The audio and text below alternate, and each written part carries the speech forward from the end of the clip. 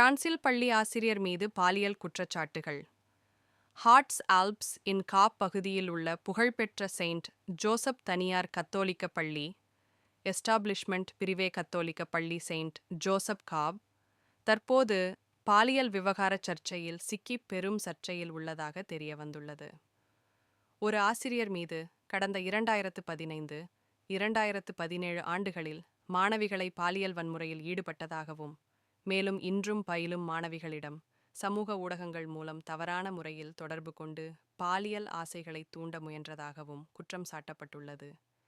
இது தொடர்பான ஊடகங்கள் வெளியிட்ட செய்திகள் அதிர்ச்சியை ஏற்படுத்தியுள்ளது. இது சாதாரண தவறல்ல, நேரடி பாலியல் வன்முறையே என விசாரணைக்கு நெருக்கமான ஒரு தகவல் உறுதிப்படுத்தியுள்ளது. அகில பிராந்திய கல்வித்துறையும் மறைமாவட்ட அதிகாரிகளும் உறுதியான நடவடிக்கைகளுக்கு முன்வந்துள்ளனர். சம்பந்தப்பட்ட ஆசிரியர் ஏப்ரல் 2025 இடைநீக்கம் செய்யப்பட்டுள்ளார். மறைமாவட்ட தலைவர், நாம் மறைக்க விரும்பவில்லை, பெற்றோர்களும் மாணவர்களும் உண்மையை தெரிந்திருக்க வேண்டும் என வலியுறுத்தினார். மௌனத்தை துண்டிக்க வேண்டும், உண்மை வெளிவரட்டும், எது நடந்ததோ அதற்காக நாங்கள் நடவடிக்கை எடுக்க தயார் என இந்த கல்வி மையத்தின் அதிபர் தெரிவித்துள்ளார்.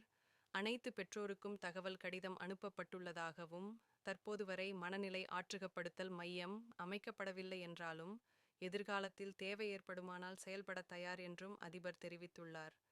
சமீப காலத்திலேயே சில மாணவர்கள், தற்போது பள்ளியில் கல்வி கற்பவர்களே இந்த ஆசிரியர் மீது குற்றஞ்சாட்டியுள்ளனர்.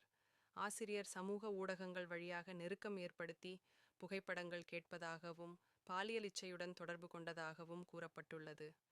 கேப் மாவட்ட நீதிமன்றம் குழந்தைகளை தவறான பாதைக்கு இட்டுச் செல்லும் குற்றச்சாட்டு கரப்ஷன் டெமினர்ஸ் எனும் பிரிவின் கீழ் ஏற்கனவே விசாரணையை தொடங்கியுள்ளது. நீதித்துறை அதிகாரிகள் இதை மிகுந்த பொறுப்புடன் கையாள்வதாகவும் தெரிவித்துள்ளனர்.